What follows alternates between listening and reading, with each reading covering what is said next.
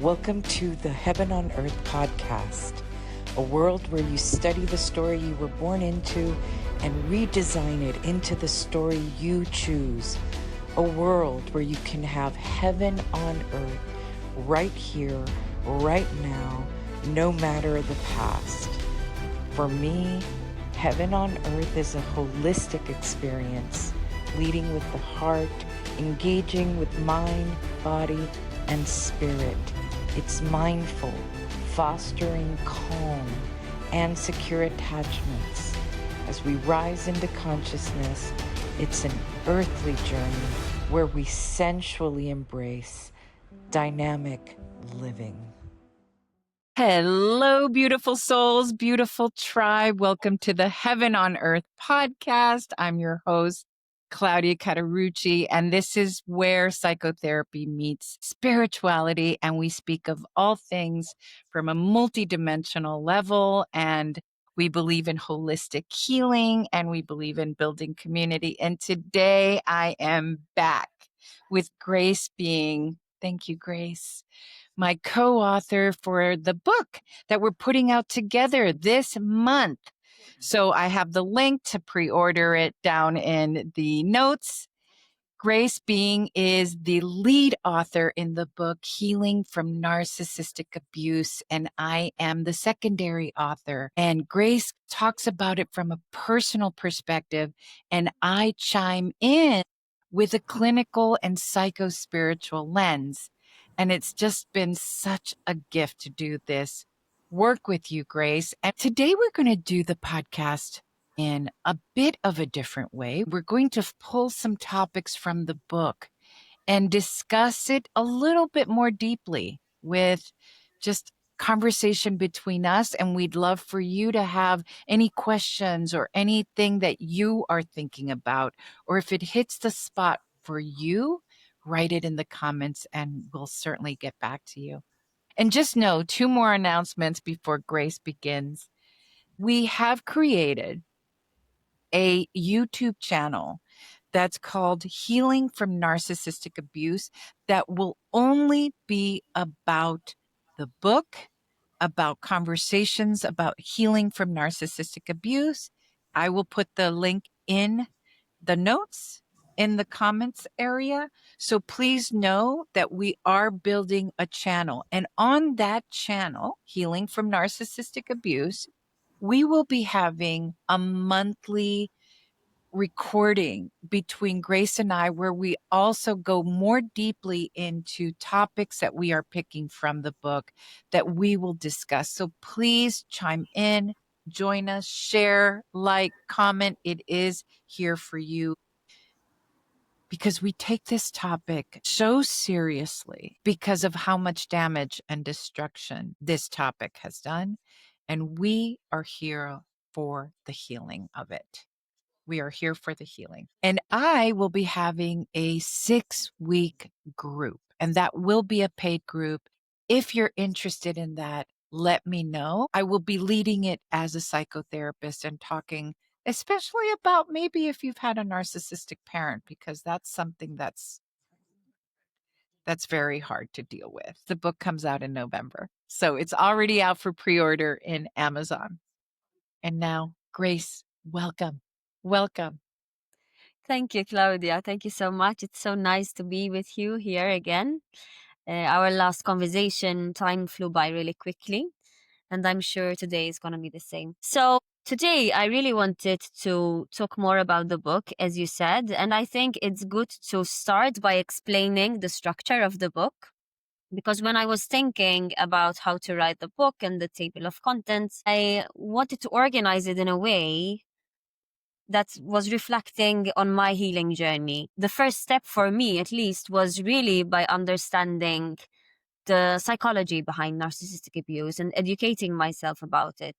Because the more that you understand the dynamics that go on about when you're in a relationship, any kind of relationship with a narcissist, it really validates your experiences, especially since there's a high chance that the narcissist denies your experience, and they don't give you any closure when you try to confront them. with something. So the book is divided into 4 parts. The first part is my story, my chapter.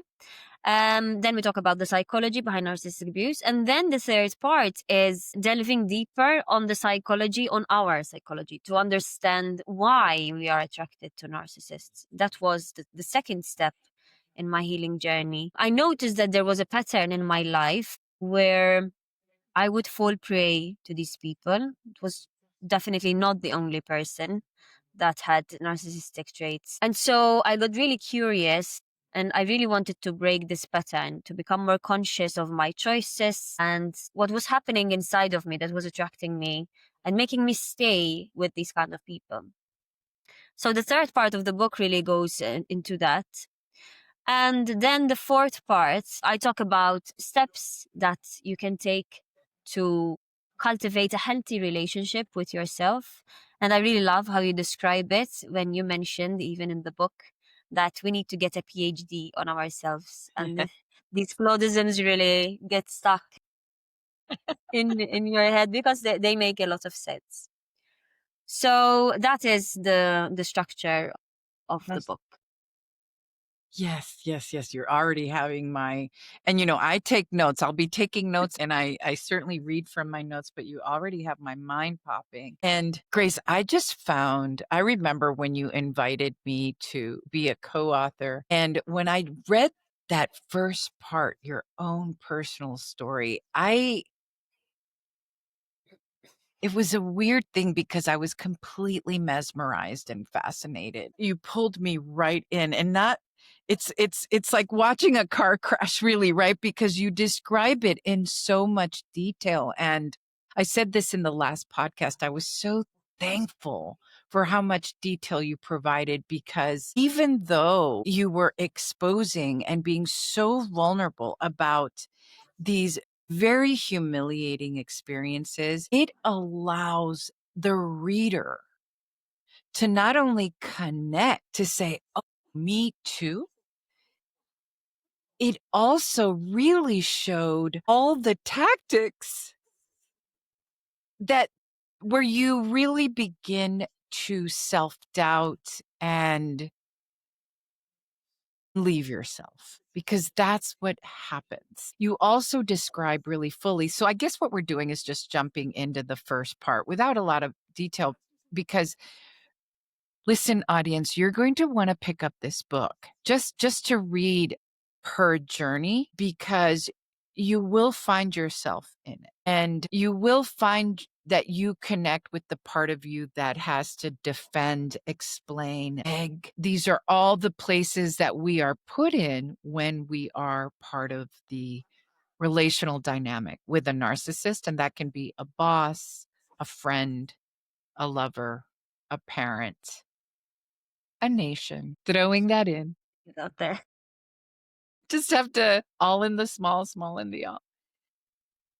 Grace, let's jump. I'm gonna, can we just jump around a little bit? Let's go with part 2, because I know we'll connect back to your story. Talk a little bit. Can you expand a little bit about realizing what you call this pattern of being prey? And you don't use that word lightly, prey. Yeah. Say more about that. Let's talk about that so people realize first how to discover the pattern. Yeah. This is a very important thing to highlight because it all starts from there. And as we mentioned in the last podcast, narcissists are really good at detecting whether you're going to be a good partner for them, or friend, or a good candidate for narcissistic supply, as we explained what it is already. And so they're really good at reading people. And it can be difficult initially to pick up on these things because they really read you well, and they know how to get in to your psyche. So if they sense that you need validation or you want to be seen or loved, they can really start love bombing you, which is the first step that the narcissist starts doing. And this can feel, this can take place in different ways. So it can be a lot of affection that feels a bit rushed, but your nervous system gets excited. Or when things feel like they're moving too quickly, even like moving in together after a month, for example. I know that he had asked me to move in with him after 1 month, which felt a bit strange, but of course I wanted to do it. So, you know, it's like your gut feeling is telling you, hey, something is not right. But because you crave what the narcissist is presenting to you, you would want to ignore the gut feeling and go for it. It could be through gifts. Grace, I'm going to pause you right there because there are some people who are like, I would never move in with anyone if they asked me to move in after a month. They don't get it. So I certainly get it because I've, in my own personal life, I've done this. Can we talk a little bit about the nuances about why people would do that? Yeah. So Right? Like, yeah. logically, even me, if a friend would tell me, I can easily say, I could have easily said even back then that this sounds like a bad idea. It's logically, you can understand that, you can rationalize that. But because your brain is like so stimulated and you have these amounts of like oxytocin and dopamine that is triggered by the narcissist love bombing, you just stop seeing things clearly. You know, it's like, imagine if you have been starving for something and someone presents to you an Yes. unhealthy meal and you know that it's unhealthy, but Yes. you're starving. So you're probably going to end up eating it.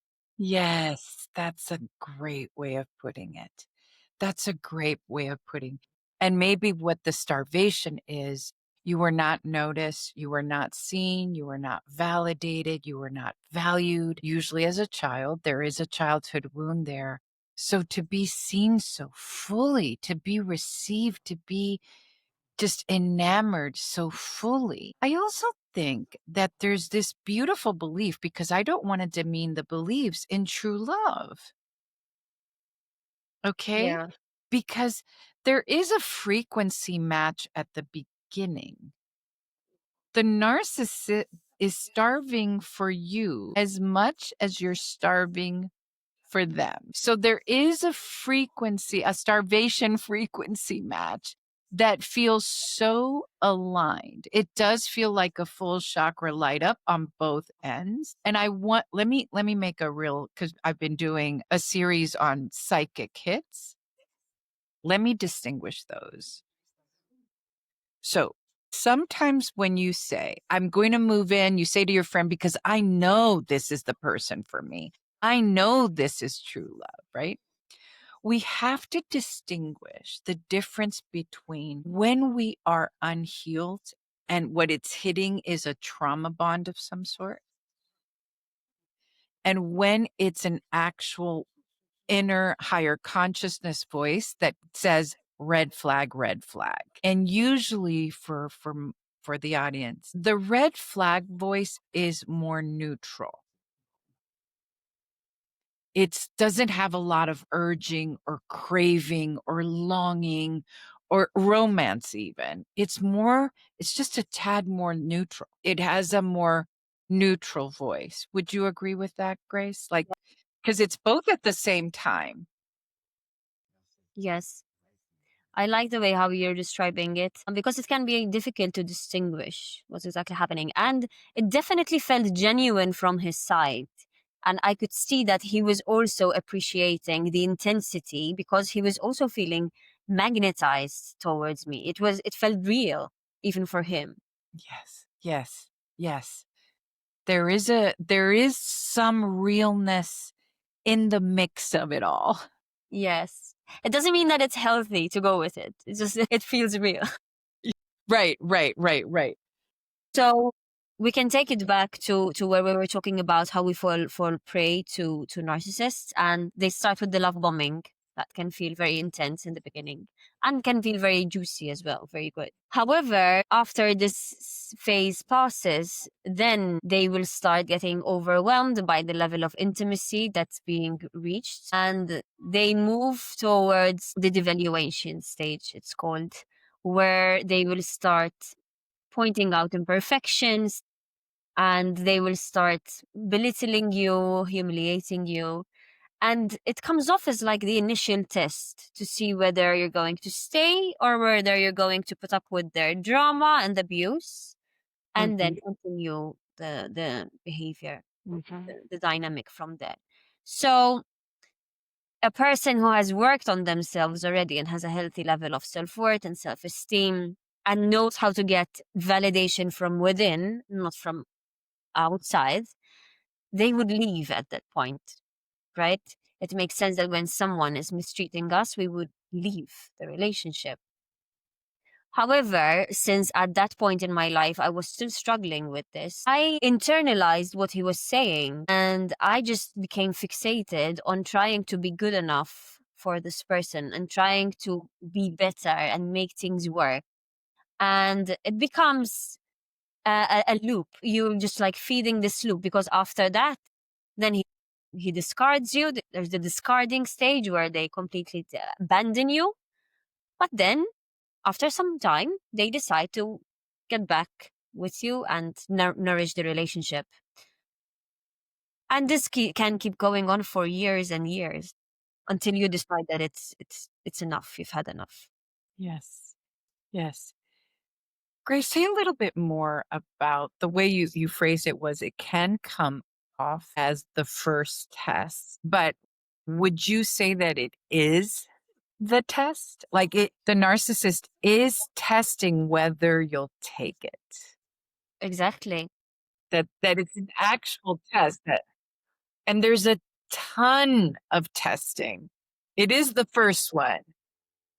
Yes, but there's a ton of testing, as you're saying, and as I'm talking about this, even like different types of examples are popping up in my head, even with friends that I had to let go of by time because I would realize that this behavior is unacceptable, and so I would rather be alone and not have that friend in my life instead of continuing this kind of dynamics.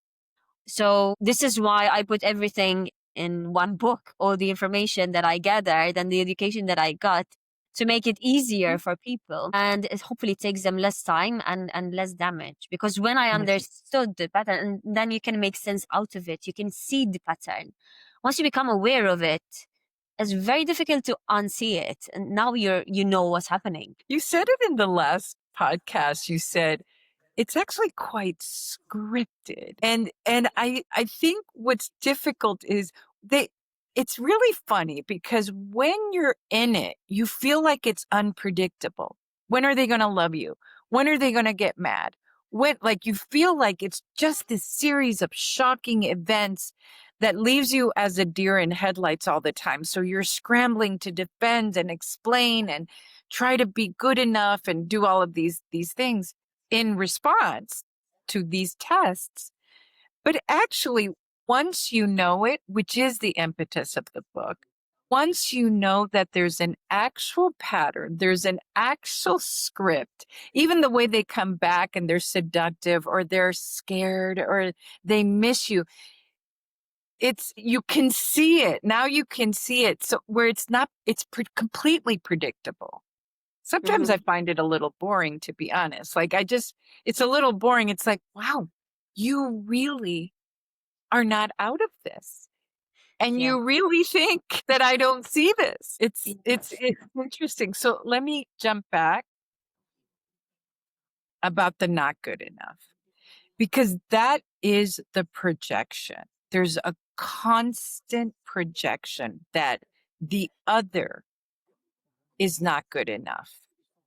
And it works because you are told that you are triangulated, this idea of competing with others constantly. That's a big test. Like, who's going to win me? Who's going to fight for me? And you have to do all these hoop jumpings in order to win me. And it's like a Hunger Games. I'm laughing, but it's actually not funny at all. It's extremely devastating and painful. Maybe what makes us smile is actually seeing it now. Yes, no, I understand, because even me sometimes as I'm going through these things and explaining things, I can laugh at them. But of course, at the time it was extremely painful, but we can laugh because we've done the work, and we can see how ridiculous this game actually is.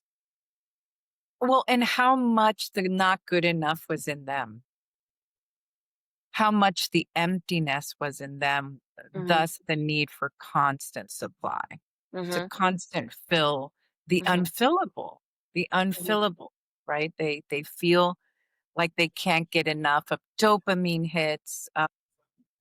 The other test that is really important for those of you who are still in this relationship is sort of the ride or die. You will be called a quitter. I remember being called a quitter, even though I had depleted all of me. And then there's a moment where you say, yeah, I am. I'm quitting this. Yeah, and I wish that I quit it earlier, actually. It's okay But to quit things in life if they're not working out. yes. And a parent might call you a quitter, Mm, that you're not that ride or die mm, person. And that is a actual real phrase mhm, because mm, it can actually kill people. mm. Yeah. But it really can, whether it's through them getting sick, digestive issues, cancers, Oh, yeah. severe isolation. Mhm. Mental health issues, yeah, for sure. Yes, yes.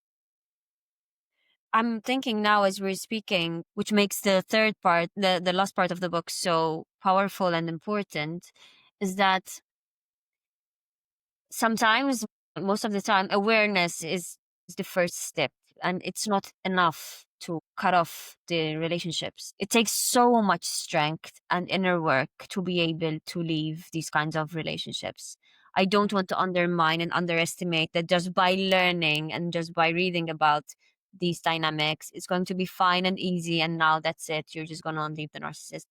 I think that it becomes easier the moment that we start really working on ourselves, on healing our wounds. So first by through education, by understanding what's happening, but then we really need to take action and do the steps that some of them are mentioned in the book to really learn how to fill ourselves from within. And this void that you are talking about, that the narcissist experiences, but also we experienced while we were together, Yes. we need to learn how to fill this void and how to fill our own cup from within us. So the good things and the joy and the fulfillment and the purpose and the validation has to come from within you and not from the external world. Otherwise, you'll always be starving and seeking some kind of validation out there. Would you say, Grace, like even in the book, now that I'm thinking, certainly I teach this and preach this, that journey in is hard, right? Is Everything for me is the inner journey. Every single possible thing is the inner journey. But I say to people and I encourage them, those first layers are hard because you do have to revisit childhood wounds. You do have to see your own emptiness. This is where we're aligned. Where we're aligned with the narcissist, I always say that the origin story is very similar. Mhm. There's one very severe or multiple traumatic events that include maybe abuse, but definitely abandonment and neglect. That's where the empath or the person who's with the narcissist, that's where they align actually. And it's a sense of emptiness. How they deal with it is different. That's really the parting point, is how they deal with it. And for certainly for the person who's trying to heal, that going in is difficult because you have to, would you agree, have to get through those layers of seeing where you were abandoned, where you feel deeply alone, where you Yeah. feel less than, where you don't feel good enough. Yes, yeah, exactly. And yeah, certain repressed memories or emotions that our subconscious has been protecting us from, things that we couldn't see because we were not ready to see and understand. So we would be in denial of certain things in life or certain circumstances or emotions that have been trapped in our body, in our nervous system. And it can be really, it feels really threatening to our nervous system to learn how to sit and process these uncomfortable emotions that have been sitting there for probably decades. Yes. What would you recommend with that? I know that you did some work with healers or a healer or yoga because it is a holistic process. It can't just be intellectual at It's a all. holistic process. Yes. Honestly, I really made a commitment to myself. It's been years now that I've been working on myself, and I made myself the most important project in my life, taking it seriously Mm. because I understood that I couldn't keep walking into the direction that I was walking in. It's so worth it to invest in yourself because the quality of your life is just going to improve, not just in relationships, but in every aspect of your life, whether it's financially, with friends, everything, your hobbies, your passions, because your light starts radiating from within you, and that light cannot radiate if it's clouded by traumas and sicknesses. So I've done a lot of work through Jungian psychoanalysis Mhm. and also Mhm. holistic kind of work like somatic healing and releasing, like through yoga, ecstatic dancing, sound healing as well, a special type of massage. It's called Lomi Lomi Hawaiian massage. These are all somatic practices and therapies that really work on your fascia to help Mhm. you release stored emotions that were in your body. And this is like scientifically proven. So it's not just a spiritual boo boo talk that maybe some listeners will think that it's like that. These have been scientifically proven that the body stores trauma. Oh, yes. For anyone who feels that, you want to pick up the book, The Body Keeps the Score by Bessel van der Kolk, and who is the GOAT. He's the OG on trauma, who has studied it since the beginning of last century with World War I veterans and how trauma has become a topic in the last century. And now we're peaking. We're peaking on the trauma discussion. I always say there's no excuses anymore. We can find this. But anyone who knows trauma, Gabor Mate, but Bessel van der Kolk is the one who talks about regulating your central nervous system, hot yoga in particular, yoga, massage, ecstatic dance, because we've got to shake it out of our body. What happens is our body stays frozen. Anyway, one of our conversations on the other channel will go into why all of these somatic practices are so helpful directly. Yeah, it's not woo at all, actually. Grace, yeah. Would you say that in this process of cleaning out what I call the top layers, I say to people, go ahead and be scared. The top layers are hard, but once you get through them, don't do it alone either. You start finding that's when the quieter, I like to say, the cleaner we are inside. That's when we can start really making what I call deposits, self esteem deposits, and loving deposits into the self. Would you say that being alone for a period of time is necessary in order to begin this healing process? Yes, yes, absolutely. We talk about it in the book actually as well Yes. in the last part of the book where I give tips and steps on how to build a relationship with yourself. And I call it like dating yourself because that's really what you need to do to get to know yourself. Most probably people who have been with narcissists, they spend so much time investing on other relationships and neglect the relationship with themselves.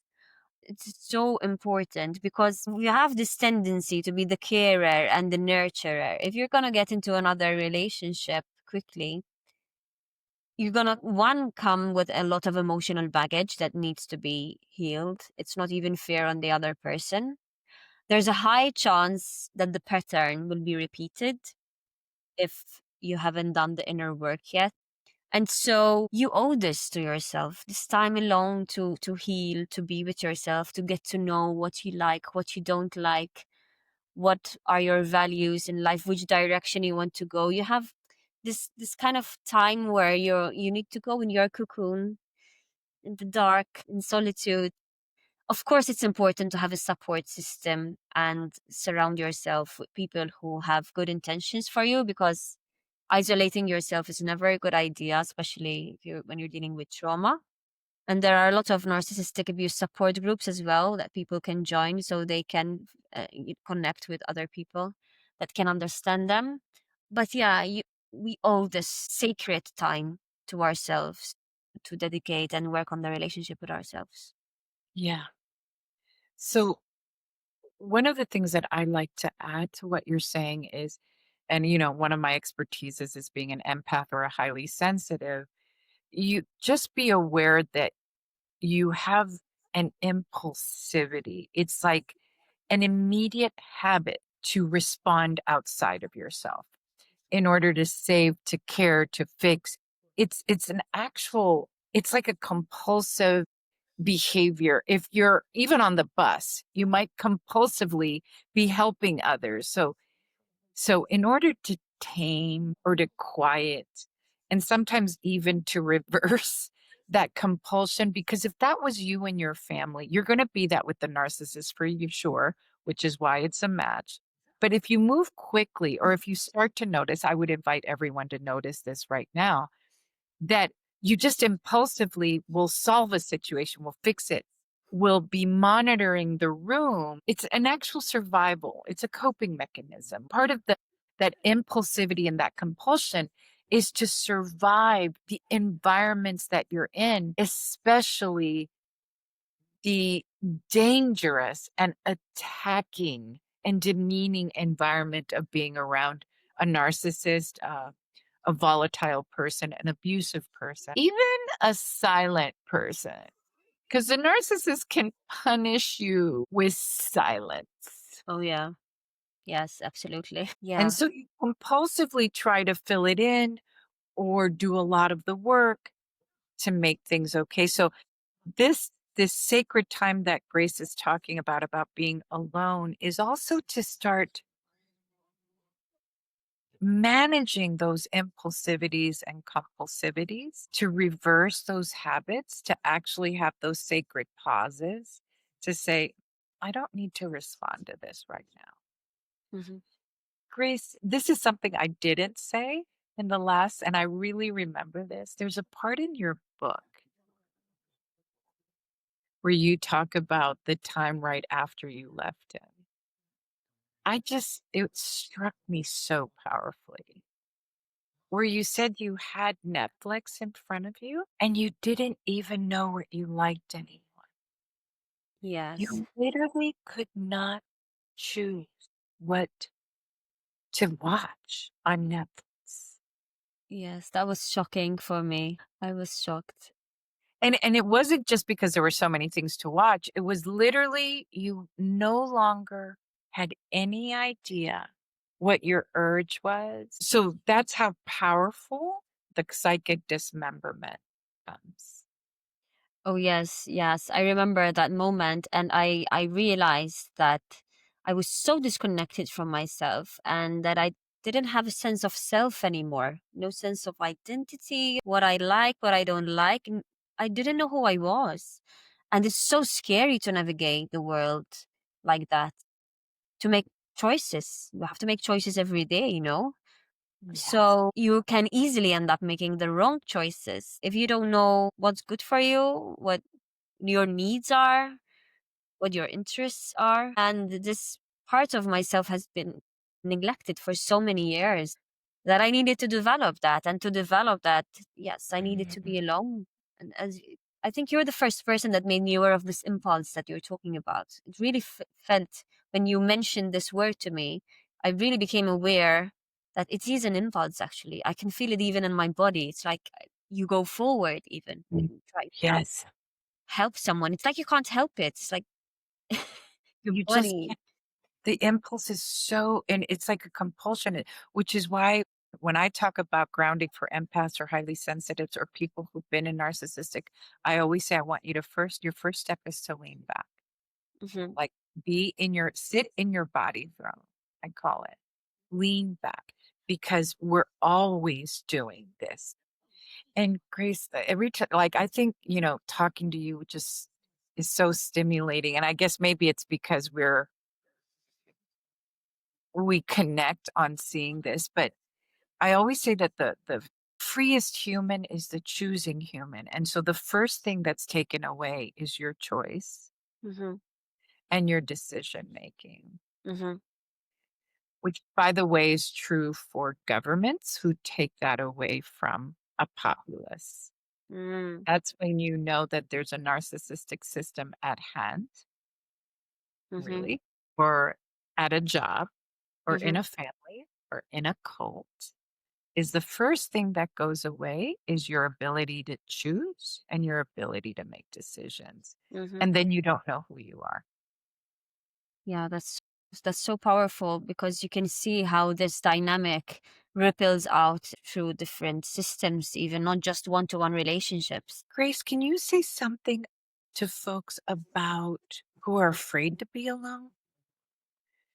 Is there any words you can give them? Because we know that place too, about how did you do that? How could you go find this alone place? What comes to mind with That's a very good question, because I do remember a time where I used to really fear being alone, and now I just traveled alone. I live by myself, and I by choice, and I really love and enjoy spending time with myself. But to come to that, it's really facing that fear and exploring what do you think, what are you scared of, really? Why are you scared of being alone? And trying to understand yourself with a sense of curiosity and openness, and understanding that before you face this and before you overcome it, it's not going to go away by itself. You're just going to get worse, because you're going to keep hanging out with the wrong people, whether it be friends, and you're going to keep making the wrong choices just to avoid this. Yes. And also, I really wanted to do, I had plans then, like dreams that I wanted to achieve in my life. And I was waiting for people to do these dreams. And I realized that if I'm not going to meet someone that is aligned with my dreams, I'm going to miss out on them. So I need to take responsibility and make my dreams happen by myself. And really working on building a sense of security and inner trust. So beautiful. And look at you now. It's almost like at the center of the dynamic. There's a few centers, but let's go with this right now. First, the deep loneliness. The aloneness wound is what gets us into these situations. And again, as you say, Grace, it's not always just a narcissist. It might be a friend. That fear of being alone is one of the original wounds that leads us to sort of be open to anything, and anyone who wants to land us. Mm-hmm. Okay, so this is something that's worth working on no matter what. Because the other thing is, the narcissist, this is one of their biggest points of exploitation. They will exploit it. They will remind you that only them can love how defective you are. Mm-hmm. Over and over and over, you will be told, and this includes from parents, that you are nothing without them, and that no one out there will love you. And not only that, one of the tactics is to actually isolate you. By the way, that's what cults do. They start to isolate you from the rest of the world. It's what nations do. They start to isolate you from other nations. Okay, so little by little, the exploitation of I am alone and I'm scared of being alone is really, it's a very precise thing. And it's also a projection, because they have a profound, even more than the empath or the highly sensitive or the other person, even more than them, of this sense of being. What I saw in the book about you, and I think this does happen to a lot of people, is the enough feeling. So the question of, weren't you afraid of being alone? The answer might be yes, but this was horrible. I couldn't bear it anymore. There's an enough. I've had enough. I must leave. I must run for the woods. I must go to the shelter, whatever. Yeah, Yes? exactly. Yes. It's like you realize that you can't keep going in that direction because you're going to keep suffering. It's just going to keep getting worse and worse.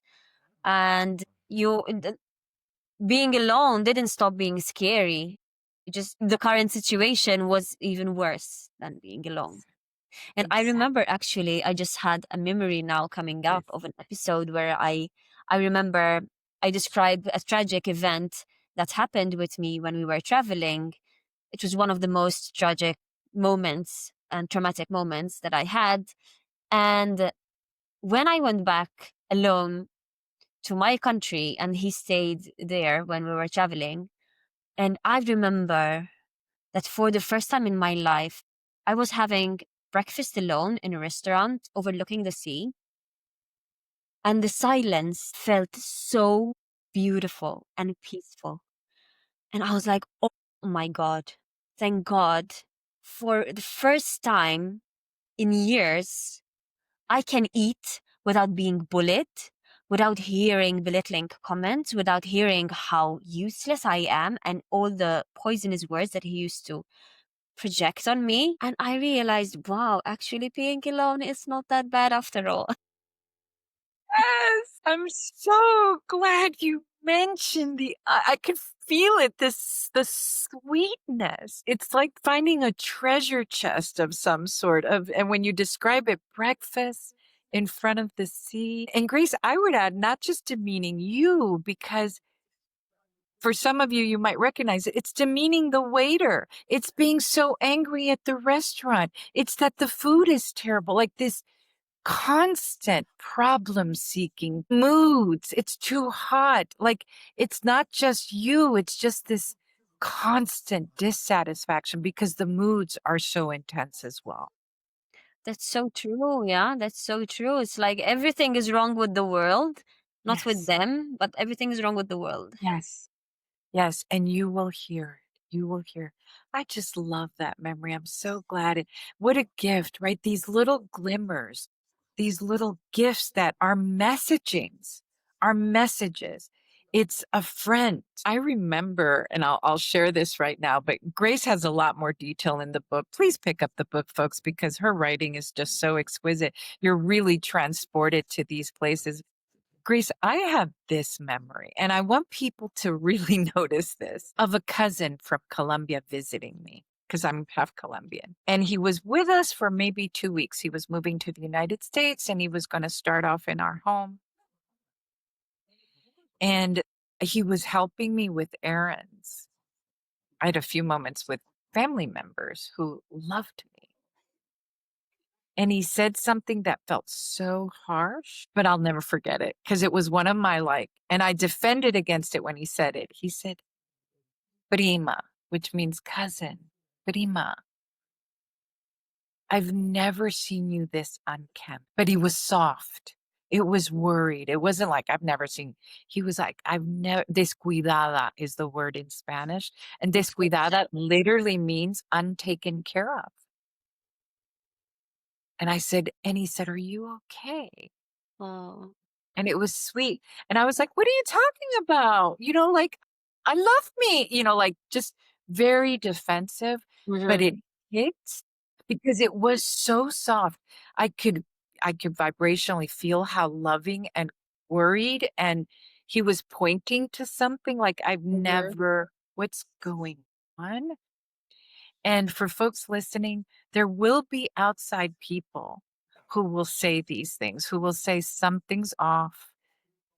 I don't like this even. I don't like the way this person treats you. And you will defend against it because you're having to protect all sorts of things, including Yes. your own ego, right? Do you remember this, Grace? People telling you?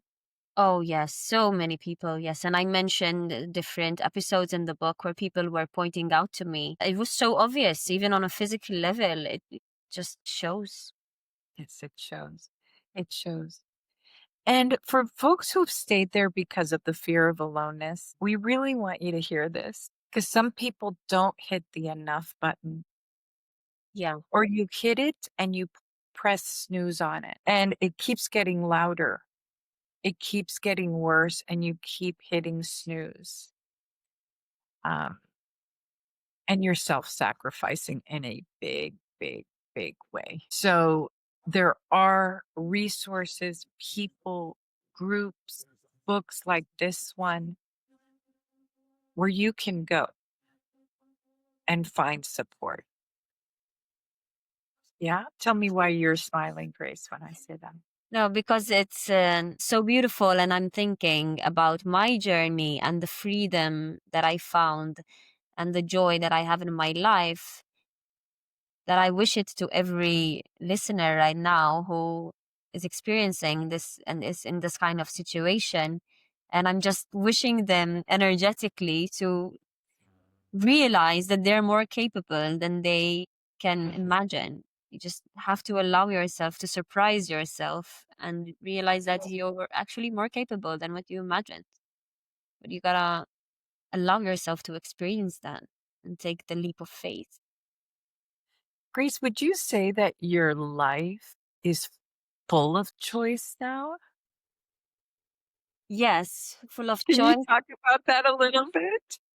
full of light, full of joy. Of course, life is not perfect. It comes with ups and downs, right? I don't want to give this fake image that my life is perfect, but I feel free and I make my own choices, and I've transformed from a very codependent, scared girl to an independent woman that left even her family and lives abroad alone without family and made her own life. And for so many years I never thought that this would be possible, and I thought that I needed another person to latch on to survive, whether it's for emotional support, financial support. But it's just an illusion, and I want the people to know that this is an illusion, and if it was possible for me, it's possible for them as well. And it's so liberating to be able to make your own choices and not being controlled and manipulated and bullied by someone. And even allowing yourself to voice your opinions. Because for so many years, abuse thrives in silence. And for so many years, the narcissist used to tell me to keep things private because it was not okay to share what was happening.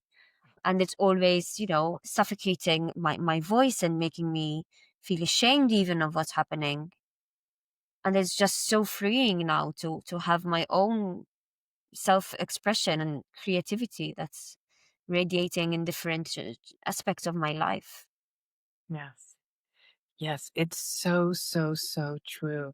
At some point, I want to talk about how there's cultural codependence. Like this starts early on because some cultures were actually raised to be very codependent, Hmm. literally raised to be codependent. And also how families, the language, the culture of the family itself. So we just move from one place to another. So it's very powerful. And these can be some of the conversations that you and I are having on the channel, on the Healing from Narcissistic Abuse channel. Just how this isn't just something between two people. And this idea, it's so powerful. It's very interesting of don't tell anyone. And the message there is because you'll betray me, you'll Yes. abandon me. You're a huge traitor. And I want to remind folks that from in certain cultures, this has changed since the pandemic. I've been tracking it. Cultures like the Latino culture, like my own, the Asian culture, Black culture, Black Americans, where you don't reveal your wounds, your dirty laundry, your trauma for all sorts of historical reasons. That's true, by the way, because it did make us vulnerable to other cultures. So we get it. But what ends up happening is that you end up suffering alone a lot and not being able to be mirrored or reflected in other spaces that have had more healing. So I really want to remind folks of that it's this idea of you will be betraying me or you will be betraying us if Hmm. you go anywhere outside of us Hmm. to talk about this suffering. Yes, that's how it felt like, absolutely, that I was betraying him if I was sharing what was happening. And if you're kind-hearted, you actually genuinely feel it. You don't want to betray their vulnerability. You actually try to protect them, if anything, you know? You try to protect their fragile ego, if anything. Yes. Well, Grace, we're coming up to the last minutes of this podcast. Can you look at your list and see if there's anything that you would have wanted to say more about today? I mean, we could go hours on this. We Of can go course, hours and hours, and we will. We will on the other channel, but on the other channel. Yeah. yeah. I think to end this, it's also important to mention that this is a very important step in the process. Allowing ourselves to grieve and letting go, it takes time, because when you're ending a relationship with a narcissist, it's really difficult for your brain to understand that this person, this idealized projection that they gave you, is not real. And for me, this was so difficult to process, that the person that I loved was actually an illusion. He did not exist. It felt like someone died, literally, like, because this person is not real. And that takes time to grieve and let go. It's really difficult. I just love that you brought that up Mm. because it's not just inside the relationship. It's the leaving of the relationship that takes ridiculous amounts of courage. But then the last part is this chapter. It isn't profound and deep and hard chapter of grief, not just of the illusion. Right. I find that what's shocking it's like a delayering. You're delayering this person who's gotten so in the layers that they've gotten into. It's all the way to your soul, to your heart, to your everyday life, to your belief system. I mean, the layers to your belief, to your emotions. What was hard for me, and I repeat it over and over in the Empath Leader book, but in this book everywhere, is the cruelty. Yeah, You're yeah. shocked that the person you love is actually quite cruel. Yeah. And I think cruelty is always shocking. The bully always shocks us. The dictator shocks us. And that's a logical thing for kind-hearted humans, by the way, everyone. Mhm. It's very, very illogical. Grace, you used the phrase cognitive dissonance last time. When people are cruel, it's not how most humans are hard, because Yes. that's one of part of the delayer. Because the whole time you might have been seeing it like, well, he's traumatized. You see their point of view. He's Mhm. hurt too. He fears loneliness too. You see so much of their point of view until you realize, oh,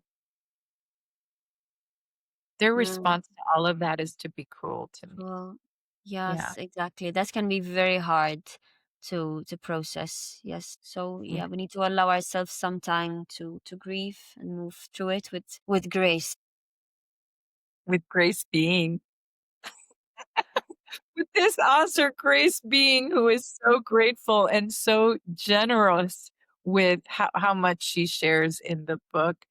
Grace, truly, what a gift you are, and what a treasure this book is for all of us, because this is gonna reach many, many hearts. And so we're really gonna invite everyone to not only join us, Grace and I, on a channel that's gonna be all about this book, all about going through these topics, and hopefully you will find yourself mirrored, reflected, supported. If you wanna see 2 examples of people who are living their best life Yes. and living with a ton of choice and a ton of freedom, here we are, and we're here to talk about it and share. Thank you Such an so honor, Claudia. It's such an honor, really, walking this journey by your side. Oh my Thank you gosh, so much. thank you so much. Thank you so much. Okay. So join us on the other channel, and we'll see you again.